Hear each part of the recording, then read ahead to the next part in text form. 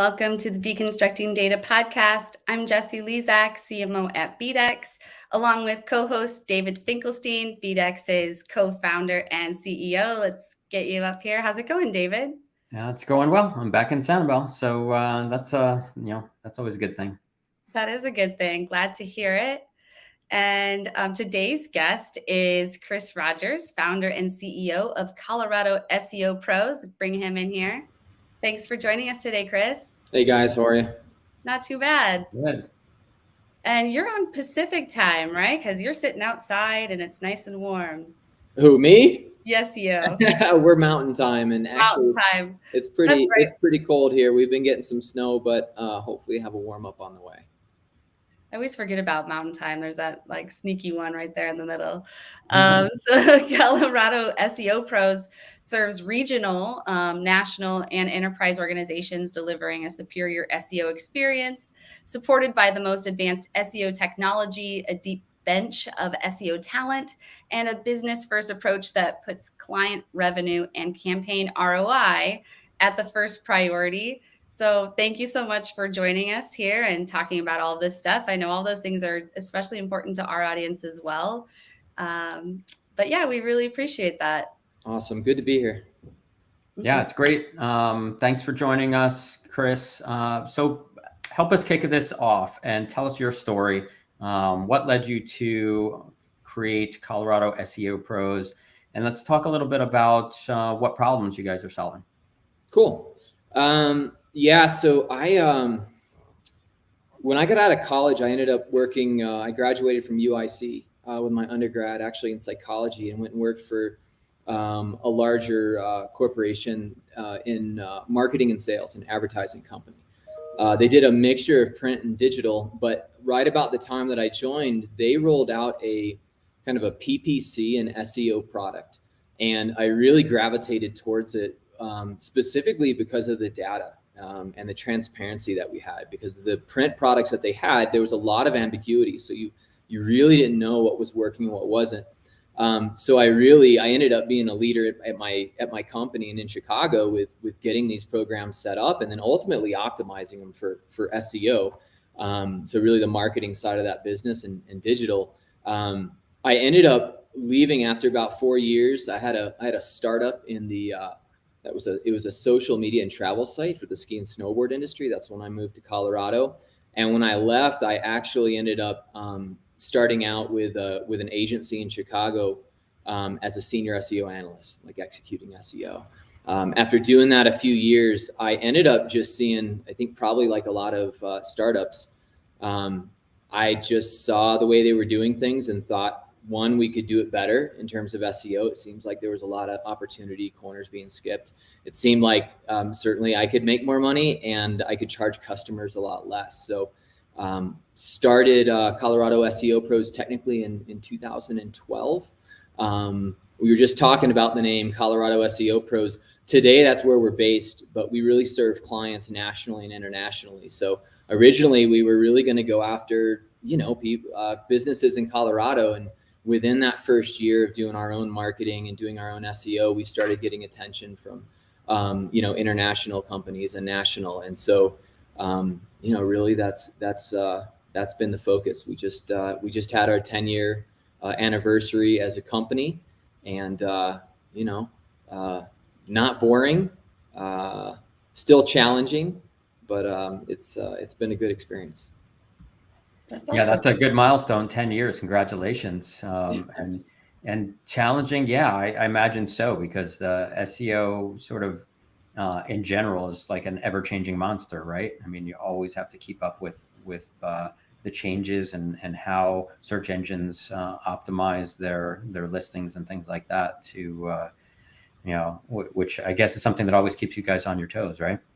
Yeah, 100%. I mean, there's a lot of things that have improved significantly over that time. So a lot of the technology that Google has invested in, a lot of the AI has made it so that we see better search results. They're evaluating higher quality content that actually connects with users and with real people, instead of, I'm sure we can go back and remember all the keyword stuffing that was happening, all the awkward content that was kind of just like low quality junk that was appearing at the top of search engines. So that stuff's been great. At the same time, Google is trying to get as many people into their paid ecosystem as possible, right? That's their goal. They want, certainly with SEO, they want to feed all that traffic into their paid ecosystem.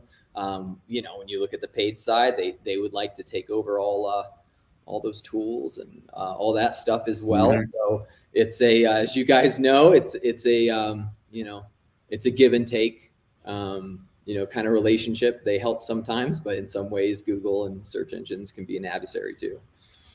Oh, absolutely. Do you reminisce sometimes about how you used to be able to just stick a whole bunch of keywords at the bottom of the page in a white font?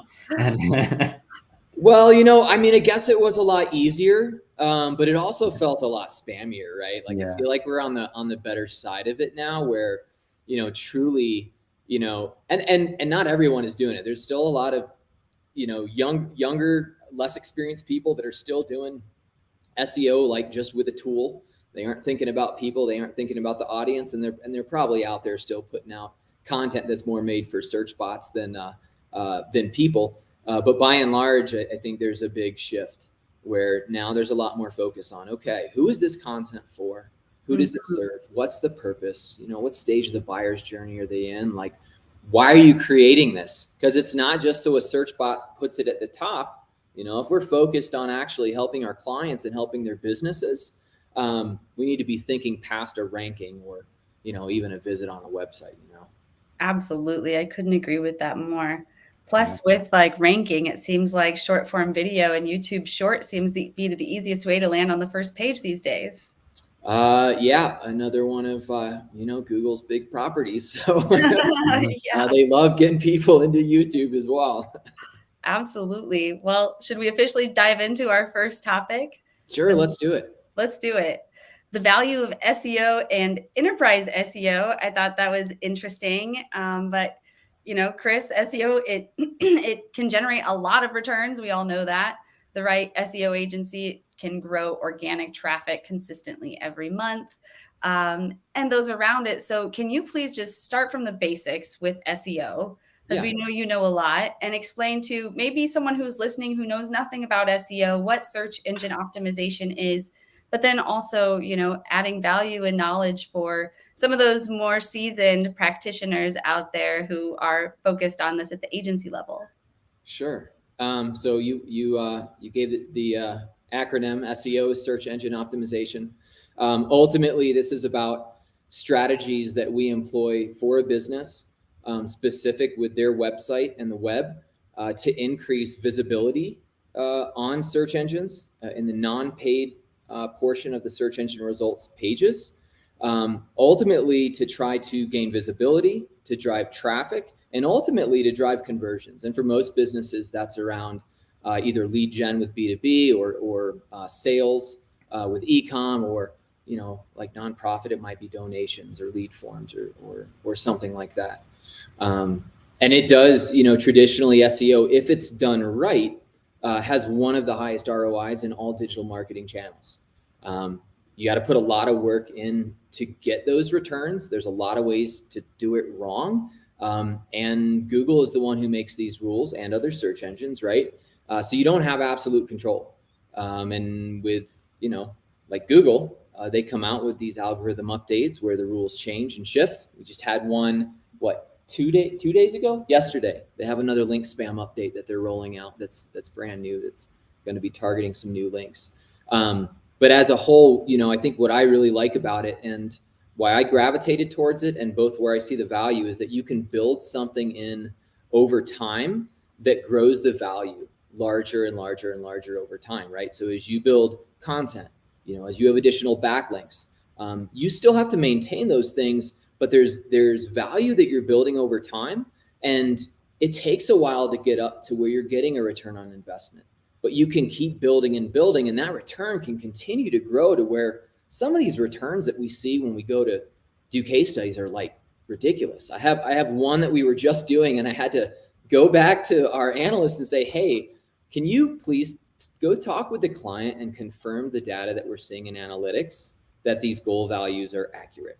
Because for the case study, like, it was almost too much, that I'm like, I don't know if this is going to look realistic. Like, let's confirm. Wow, that's interesting. And so talk to us about how you measure ROI for your clients. Especially when you're talking about something that grows over time. Like, how do you determine what time frame that you're looking at that measurement and how you measure it? Yeah, I mean, we typically aren't looking at anything in less than a month's time frame. We put strategies together for a year at a time, right? And certainly it's pretty dynamic. So those strategies might shift, but we're looking at things month to month, and we're always looking at year over year. Like any given month, we'll look at what it looked like at the previous month, the month from the previous year, and look at that data. And certainly we look at, hey, when did we start, and the previous period. And certainly the full year over year data.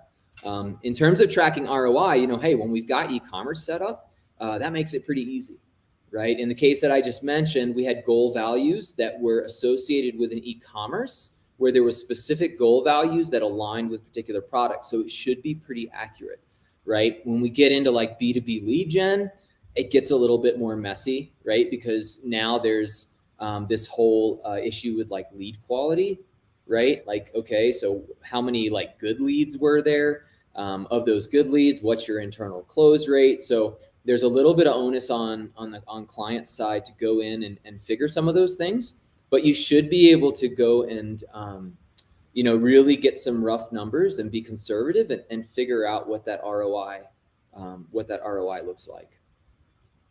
Absolutely.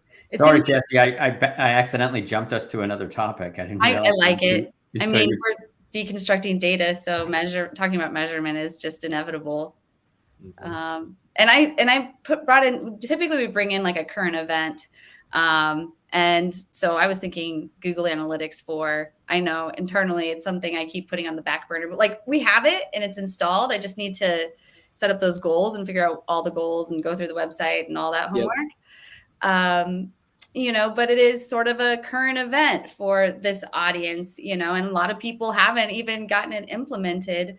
So like, what would you say to people about Google Analytics 4? Also, how are you using it? Are there any things that you guys are seeing with the new Google Analytics compared to the old Google Analytics, or any suggestions there? So the biggest thing for us was making sure that this past July or end of June, we had it set up tracking data for all of our clients, everyone that could, so that we have year over year data when Universal Analytics gets discontinued coming up in July. So that was the biggest thing. It does seem a lot more streamlined. I've used it myself, not a ton, honestly. We've got some people in-house who we have assigned to be our in-house GA4 experts that are working diligently to understand that platform inside and out. It does seem streamlined compared, in terms of out of the box functionality. It seems a lot more streamlined than Universal Analytics. Like the default, what was the default storage? It was like 3 months.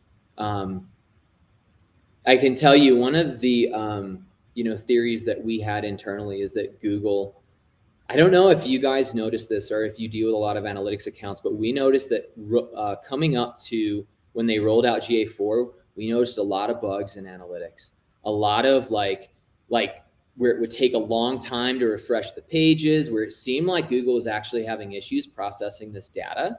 So we think that a lot of this has to do with the fact that a lot of people just have massive amounts of data getting tracked. Google's having to pay for all that and process it, and they wanted to clean house. And they wanted to come in and say, okay, well, you have to start over, right? You can't just continue it, and you can't just do a set it and forget it. And you look at that default setting, it stores 3 months of data. So you have to go in and change that setting to actually get it to store a year's worth of data. Otherwise, if you just set it up for all the people that are like, oh yeah, just set it up, but I might not use it, Google's making sure that they're not on the hook for storing all of that data. That's a good point. I guess we need to check that. I didn't even know. Yeah. Guess I've always just spoiled. That's a good. Yeah, you don't want to turn around in July and be like, oh, whoops, I don't have year over year data, and now I've got to turn that on. Probably a lot of people are going to find that out later and not be happy. Yeah, that's a good thing for us to note when sharing this podcast. Has it always been the default, or was that a recent change? I don't think so. I Okay. think that's a new Oh. GA4 thing, because it was Okay. like what we did. We made sure that, hey, for all of our analysts, like, hey, we use Tag Manager to set it up. We're like, okay, set it up, go in, do this, and make sure you change this one setting, because this is like the important setting. So other than that, it's like, hey, just like make sure that we're recording this data in the background. We do have clients that are on it now that they're only using GA4, so we are using it. I haven't heard a lot from my team in terms of issues. Usually when there's new platforms and changes like this, I tend, I don't know if it's because I'm procrastinating or a little bit strategically, I wait, because if there are bugs, if there's problems, they usually figure that stuff out. So I'm definitely not the early adopter to jump in and start trying to do it right away. Definitely. We have both running right now. We just don't have GA4 totally set up. Yeah. Yeah. Yeah, So I same guess on our website. you have both on yours too? Yeah, we have both on ours, and most of our clients we're using UA. Just because we're used to using it. I know my metrics, I know my way inside and out. And then, I started setting up some custom reports and things for our actual CSP website. But I don't have a lot of time to be doing that. I really enjoy it. I still do SEO on a few clients, but I'm really not supposed to as CEO, because I'm supposed to be spending my time elsewhere. So I do it when and where I can and enjoy it, but not as much time as I'd like. Definitely. Well, we're glad, because then, maybe you wouldn't be able to be here with us if you were working on those things, but right? Yeah, that's kind of the truth. To kind of like go back and forth between topics, like what would you say is the difference between just like regular SEO and enterprise SEO? Yeah, 100%. So there's two sides to enterprise SEO. Like one side of it is you're working with enterprise organizations, right? And that's one side of enterprise SEO. And we've done that. We have a Fortune 100 we work with. We have another publicly traded company. We've worked with other larger enterprise companies. And for that type of enterprise SEO, like it's a lot of dealing with different departments, different stakeholders that have different goals, and finding how to get everyone aligned. Like it's almost like there's politics in there and relationship management, and it's very different than your traditional SEO. But you're dealing with business and product and IT, right? And you're trying to get everyone aligned. My head of SEO always says the key to enterprise SEO is getting other people to do your job. And ultimately what he means by that is, hey, if I can get product to be designing in an SEO friendly way, and I can get the content team to be creating things in an SEO friendly way, and IT to follow this set of rules and show them how SEO will help benefit them, right? So for like product, hey, if you use SEO, we're going to get more eyeballs on what you did. You're going to get more credit. IT, you're going to have less tickets that are getting submitted on the back end if we do this right at the beginning. So that's one side of enterprise SEO. And then the other really category of enterprise SEO is just really large websites. So we've got another enterprise client they're a multi-location that does business services. They've got 4,400 locations across the US. And we manage that strategy for them, right? There's content, there's, we've got link building, we've got everything in there. And the core team that we work with is like a handful of people. So it's a smaller company, but the scale of the website is massive. So on both of those, the cool thing about enterprise SEO is typically these websites and these organizations have a lot of authority.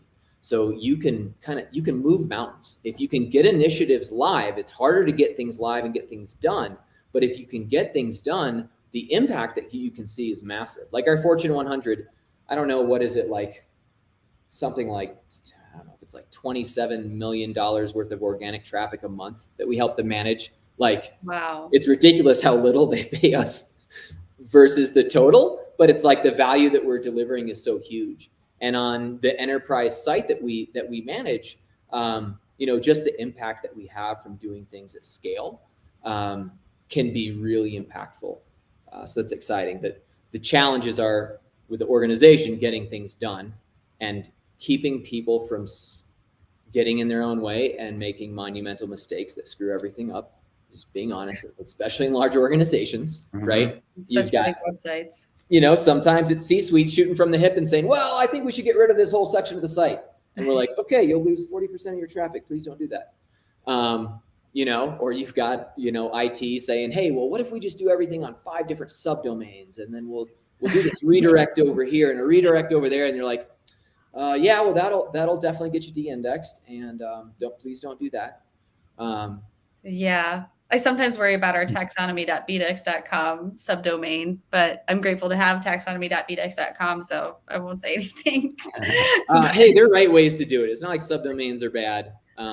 Right. Especially our crypto clients, I love these guys, but they're the worst. Every time they come, they're like, they have a whole new idea, and they're like, we're rebranding again, and now we're doing this, and we're going to move this site and do all this. It's kind of like herding cats.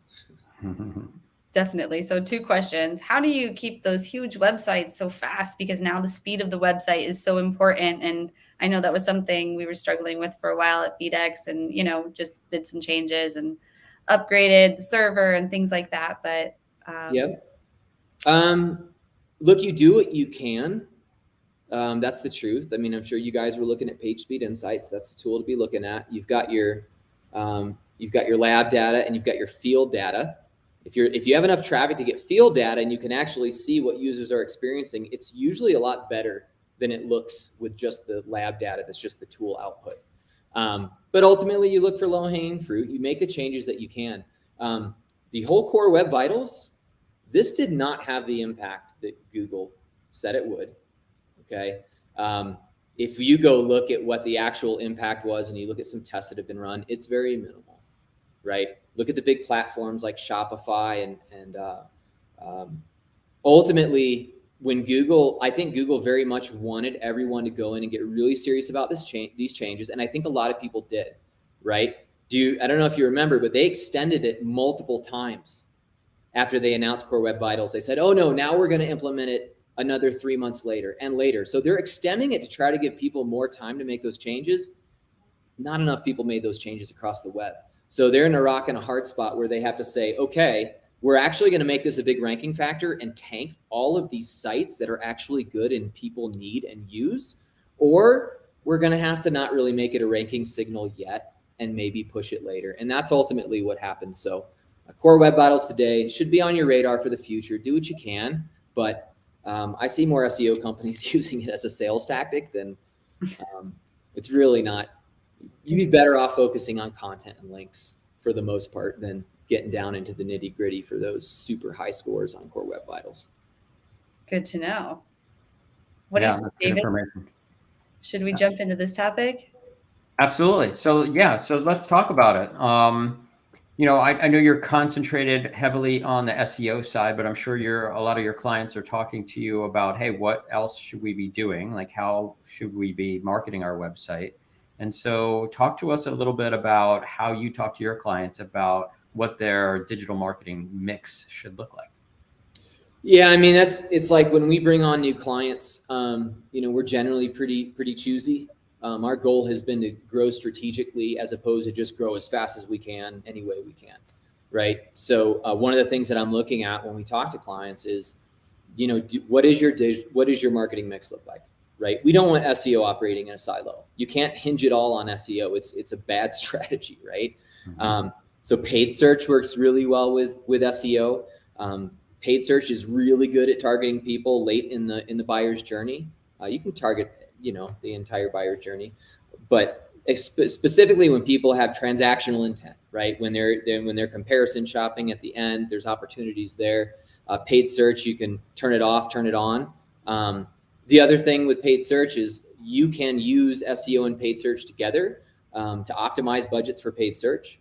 There's strategies that you can take from SEO and apply in the paid search world to improve quality score and things like that. So those 2 channels play really well together.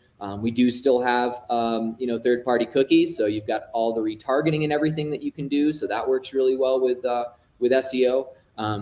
Social is important, right? I mean, it's hard to see.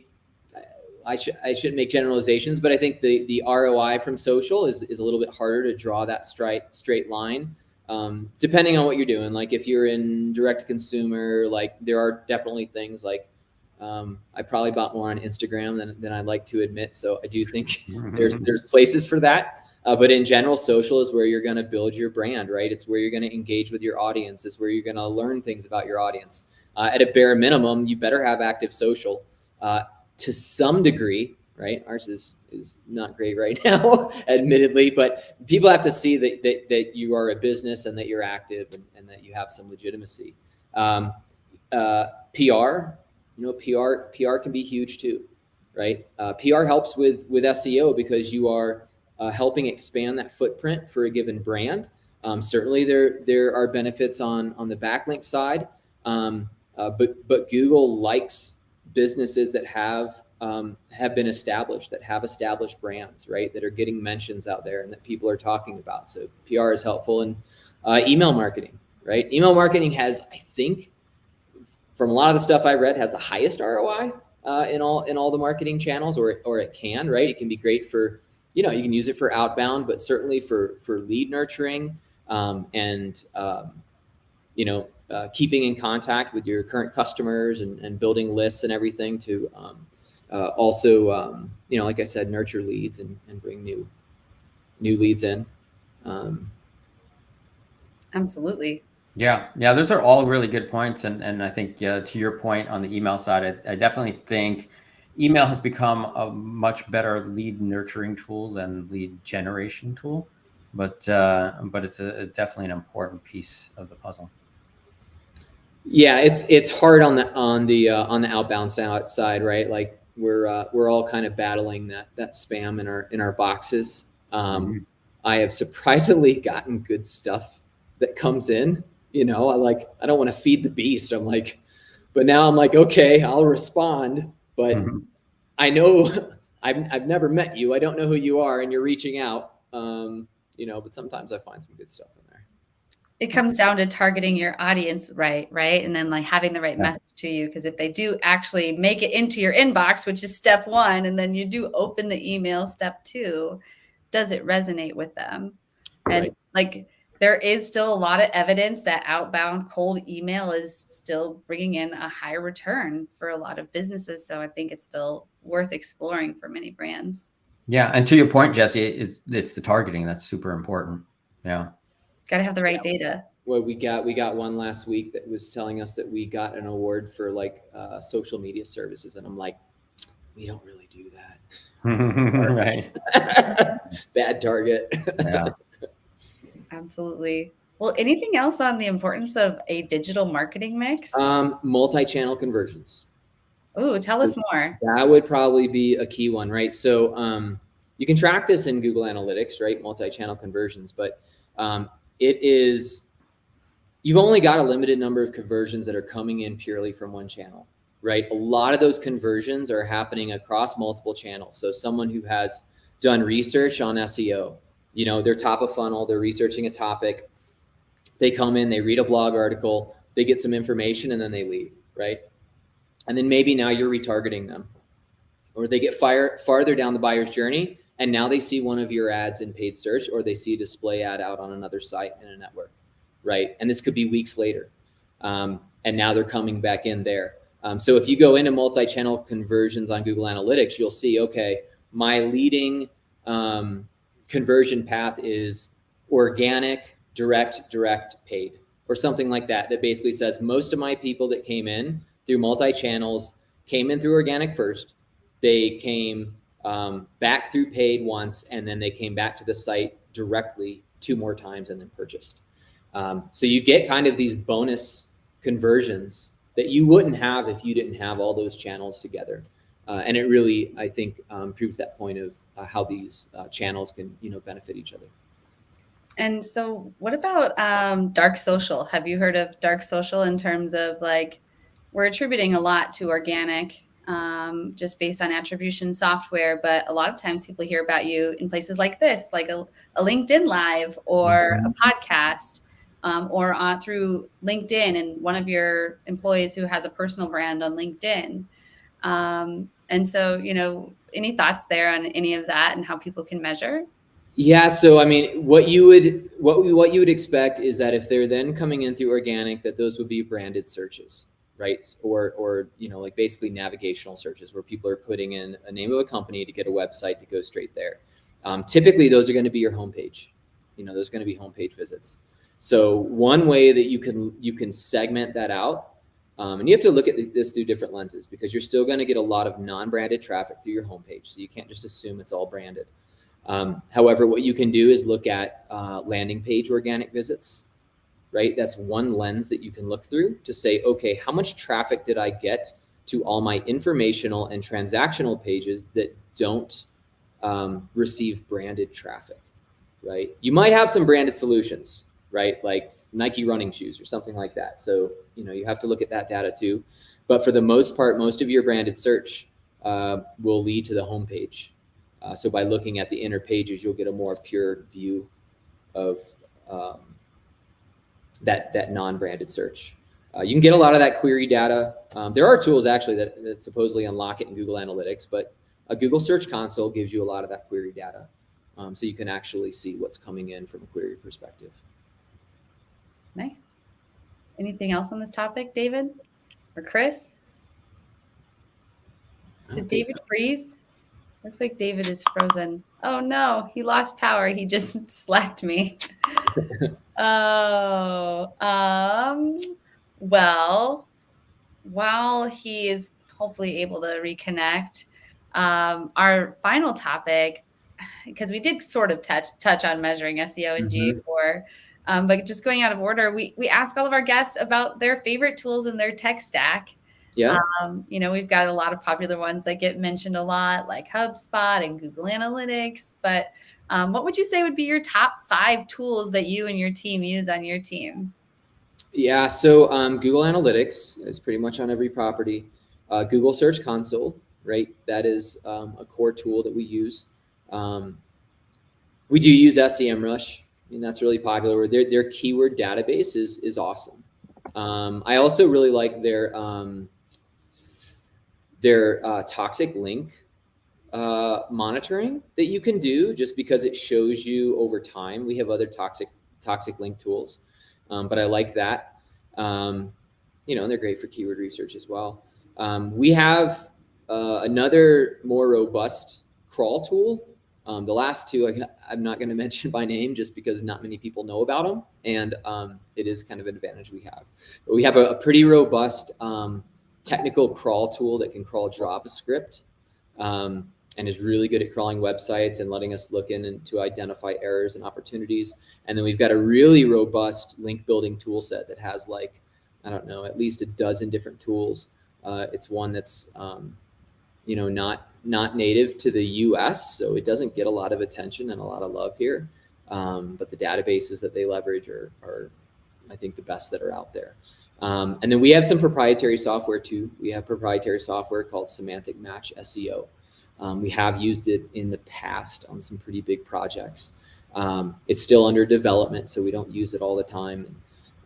We have it kind of back in development right now on the next iteration. But basically, a tool that allows us to, take the entire keyword universe for a client, plug that in along with some data that's generated, some third-party data that's generated by some really powerful AI systems, and then it processes all those keywords, and we get a semantic match or a relatability score between all of those keywords. So then we can align audiences to maximize and align audiences per page. So we're not creating competing content. We're not mapping competing keywords on the same page. And ultimately, the objective there is that it allows us to be creating better content that's more aligned for the audience and targeting the largest audience possible per page. That's really great. And luckily, David was able to join us here. Maybe if we do this speed, it'll be a little better. You're on your phone? Yeah, it's the trials of trying to live in Sanibel. Oh, sorry to deal with that. But probably worth it. Yeah. Well, your phone has a nice camera, so it works just fine. And we just wrapped up Tech Stack. And so we've got 10 more minutes. So I suppose we could get into maybe one or two of those questions that we had for the post-topic questions. Okay. So Chris, what is the most important data for SEO? So we look at pre-click and post-click. So our pre-click data is going to be impressions out of Google Search Console, and then we look at rankings.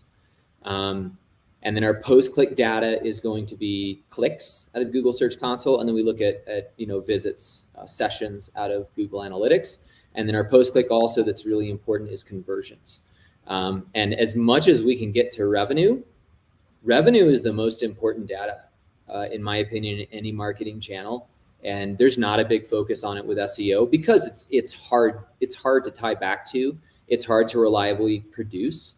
But if you have a focus on revenue and you can get there, the value of SEO goes through the roof.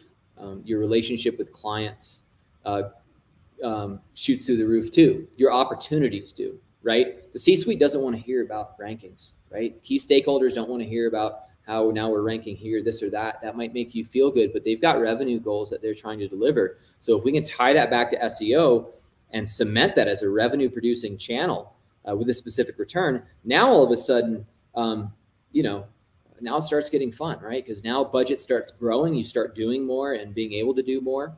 And then the last piece of data that I think is really important is intent data. SEMrush, I think it was within the last year, it added intent data so that when you look at keywords, they might be informational keywords that are very top of funnel. They might be commercial keywords where they're kind of middle of funnel. People are doing their research, comparing different solutions, but still have an intent in spending money. And then we've got our transactional keywords, right? These are people that have done their research. They figured out their problem and they're ready to make a purchase, right? So that intent and how it aligns to the buyer's journey is really important data, I think, in SEO today and moving forward. That's all really interesting. Cool. Yeah. Any other questions or comments there on measurement or data for SEO, David? You want to ask? No, I mean, I think that we hit on the biggest topics as far as measurement and SEO. I think that there's a lot of data to measure these days, right? And so I think it was really interesting when you were talking about the channel mix, because I think that's a big thing when it comes to measurement. We've seen a lot of platforms basically take credit for conversions, and you could have, you're using multiple different channels, right? And each channel takes credit for the conversion. So then you sort of have this confusion about where did the conversion really come from. So being able to actually measure that channel mix is, I think, really, really interesting. I think that's something a lot of people are not doing. And that's an important part of sort of the entire measurement of the process. Yeah, for sure. I mean, the truth is usually a lot of people should be getting credit, right? It's usually not any one given channel, unless you're only executing in one channel, in which case you're in a bad spot. You should probably diversify. Yeah, that's a good way to look at that. I've never thought of it that way, but you're absolutely right. All right. Well, I think with that, if we don't have anything else, we could probably wrap up Deconstructing Data for this week. But for anyone in our audience who might prefer an audio format, we do also have this on podcasts or Apple Podcasts. So stay tuned for that. Chris will send your team all our different clips. We're on TikTok and Instagram and Twitter. But then, after the show, we clip it up and we share it across multiple channels. So we hope everybody will go, to BDEX.com, find all our different social channels, follow those ones that you're on, and you can see more episodes like this. But we do clip it down to make it more digestible to like 30 seconds to 1 minute. We were talking about YouTube Short earlier. These go on YouTube Short too, to help us on Google. But, also, if you find the Deconstructing Data podcast interesting, you might like viewing your first-party customer data in OmniIQ, where you can get complimentary analytics on gender, household income, and birth year. So go again to BDEX.com and you can click try for free. There's no credit card required, and we don't do anything with your data. So we just use it to share you the information and the data on your data. But tune into OmniIQ Workshop. We have that coming up December 19th. We would love to hear from listeners on, your questions about OmniIQ and also just your thoughts about deconstructing data and how we can improve it. So you can reach us at info@bdex.com. share your qualitative data with us, we always say. But other than that, I think that's a wrap on this podcast. Thank you so much, Chris. David, thanks for coming back on your phone. Yeah, awesome. Thank you, Chris. This was great. I think you had a lot of great information to share for our listeners. So thank you so much for joining us. Yeah, thanks for having me. This was fun.